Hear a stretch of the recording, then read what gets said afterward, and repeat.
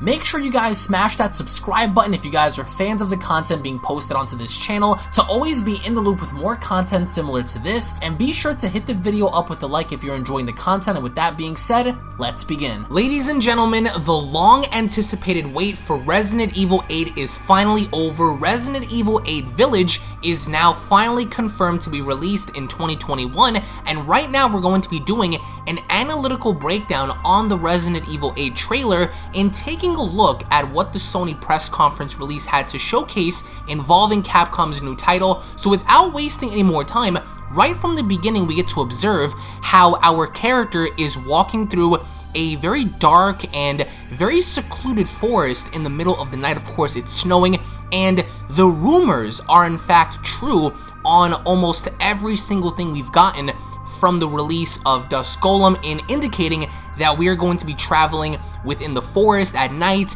and it's going to be a seemingly snowy-like background or a snowy-like setting. So as we make our way deeper into the trailer, we also get to observe how there are shacks and there are blood trails on the ground. So the game is going to heavily focus on a very dark narrative to where it's going to feel eerily similar to Resident Evil 4, except it's going to take things up to a whole nother level. So the opening shot of this actually includes a small shack, and of course the setting reminds me personally so much of Resident Evil 7 with a destroyed interior. There are objects and desks and just everything within a household that is destroyed, reminding me so much of the Baker family, until we come across a character that, of course, assumingly is Ethan, traveling the woods, and he's traveling the forest here, and ultimately enough, there is a woman who seems to be reading a story. Now,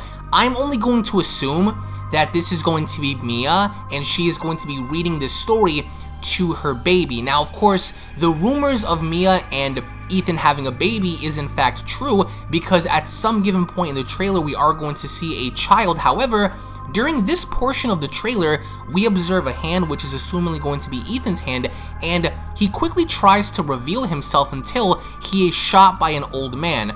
Now, this old man actually emerges, and he seems to tell our character, of course assumingly Ethan, that they're here and that these creatures are well aware of what's going on and they're on the hunt. So this is most interesting because as of course we go deeper into the trailer, we also get to observe here how of course our character is holding a gun, and I'm only going to assume this is going to be Ethan unless this actually takes place before the abduction. So as of course our characters are shown shooting at these creatures, we get to observe how there is a hand that comes crashing down from the ceiling, and it latches onto the old man that we just saw, and it actually pulls the old man up above, and he disappears forever. However, beneath you, beneath the floorboards, we also see how these creatures actually latch onto you and they pull you right underneath. So these creatures were actually very similar to the quote beastmen that we've heard about within the rumors from Dusk Golem.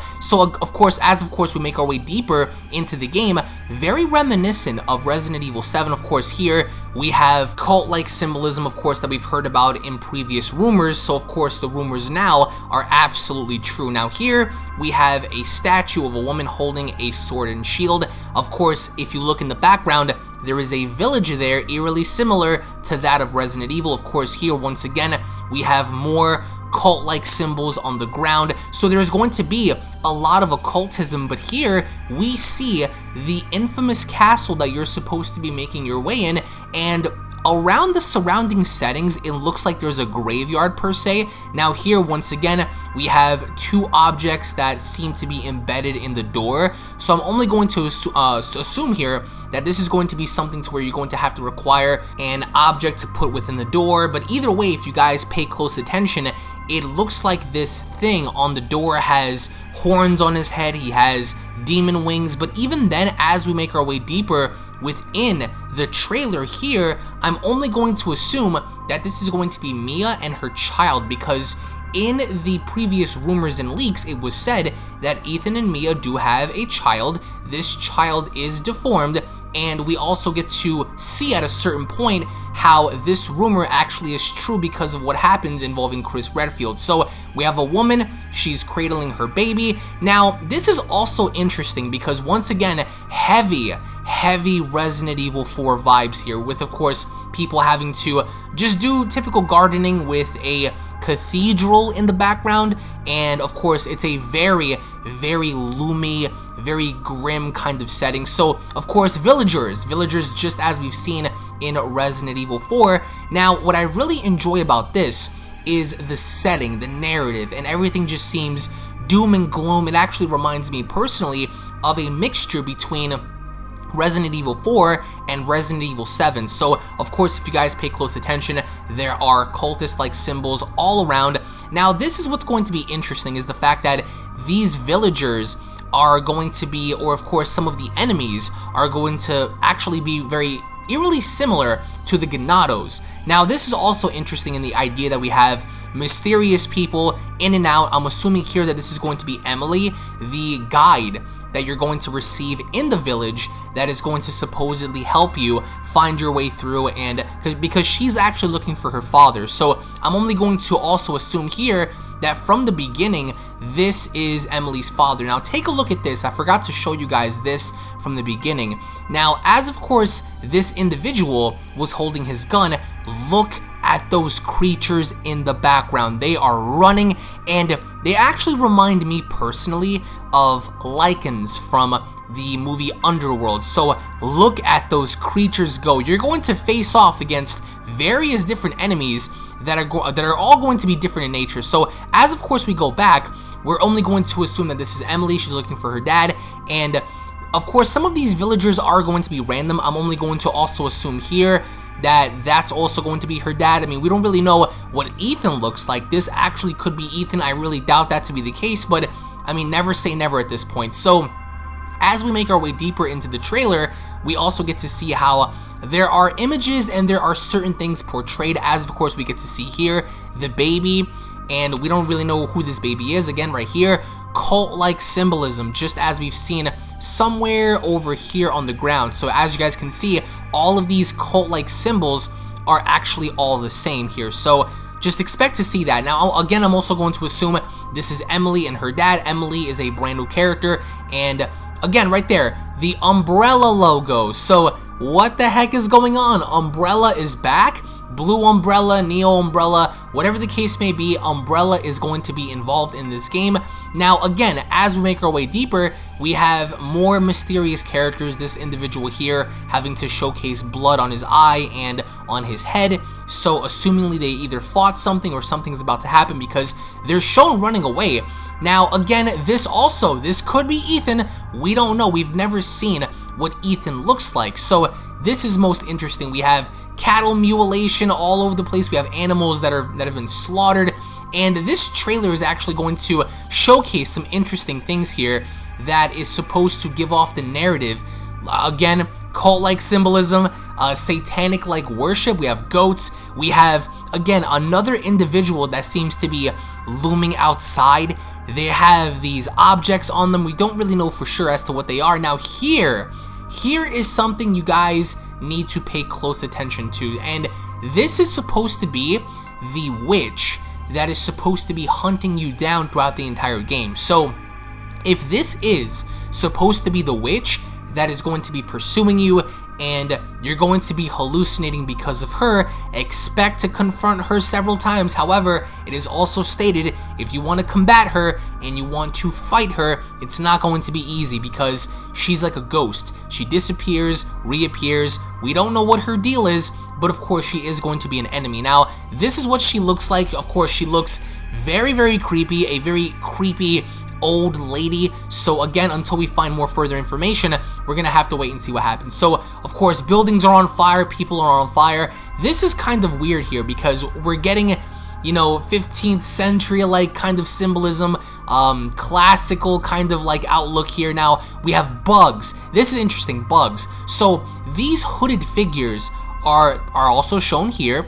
But this actually reminds me so much of Marguerite from Resident Evil 7 because this person in the middle is drenched in bugs. So I have no idea what's going on.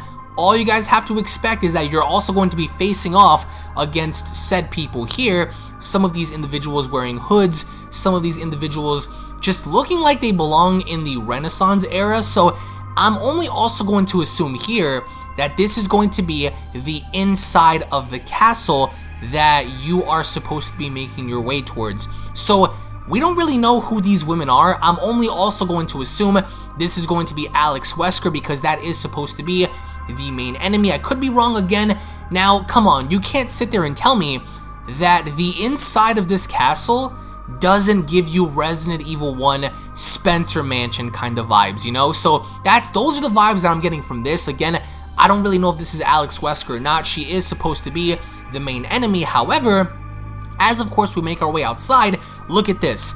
Ganado's beast-like enemies that are going to be fighting you. So, of course, they also look like zombies. I want to say that this individual is a zombie, but he also seems to have control, because if this was a zombie, he would have attacked you a long time ago without stopping, but of course here, he pulls back. So, as of course we also get to see, there are enemies on the shacks and whatnot, of course enemies shown here. Now this enemy reminds me so much of the giant axe-wielding enemy that we've seen in Resident Evil 5. So that's what's interesting here in the idea that if you guys pay close attention, there are people, you know, dying. There are people just being hung on sticks. They're on fire. So they come on down. They're destroying everything, these villagers. And this person here is in fact Chris Redfield, and I'm going to show you as of course we continue. So I'm only going to assume this is Emily. I have no idea who this is, but of course another key player or key component in the game. This person removes his glasses. We don't really know who he is. He looks kind of weird, right? So until we get further information, perhaps maybe this is the main enemy, Alan R. Who knows? But as we go deeper, we have these mercenaries, these people that break into your house. And the person in the middle is eerily enough going to be Chris Redfield, and I'm going to show you that right now. So this individual here kisses your hand. I have no idea what's going on. However, towards the end, this is the wolf-like enemies that we've heard so much about, because this enemy here, of course, resembles that of a zombie, but also like a wolf. And these beastmen are also going to be enemies that are going to be hot on your tail. So expect to find them when you do as you play the game. So of course, I really love the narrative because the setting is doom and gloom. Everything just looks so, you know, just so eerily creepy. Now, towards the end of the trailer, we get to see the castle, we see the village, we see the woods. So this is where we're going to be. This is going to be the setting to Resident Evil 8. Of course, towards the end, eerie, snowy background, village. Resident Evil Village. Now, towards the end, here he is, Chris Redfield. What is he doing? He has a brand new redesign. Of course, he also tells Ethan, "I'm sorry." And as he apologizes, look who's on the floor. It's Mia and the baby. And look what Chris does. He shoots her, and he shoots her over and over and over again. So, of course, the rumors also suggest that Mia is alive, and right towards the end of the trailer, Ethan asks why. Because why is Chris doing this? We have no idea. Is he working for someone? We have no idea. However, guys, this was Resident Evil 8. I want to get your feedback. I want to get your thoughts, because if you're not hyped by now, I don't know what to tell you. So if, of course, you guys are stoked, ready, and excited, give this video a big thumbs up. Of course, more information will come in the next couple of weeks. Again, hit that subscribe button if you guys are new. Tune back in for more, and I'll be seeing each and every single one of you guys down in the comment section below. Have a great day, everybody. Peace.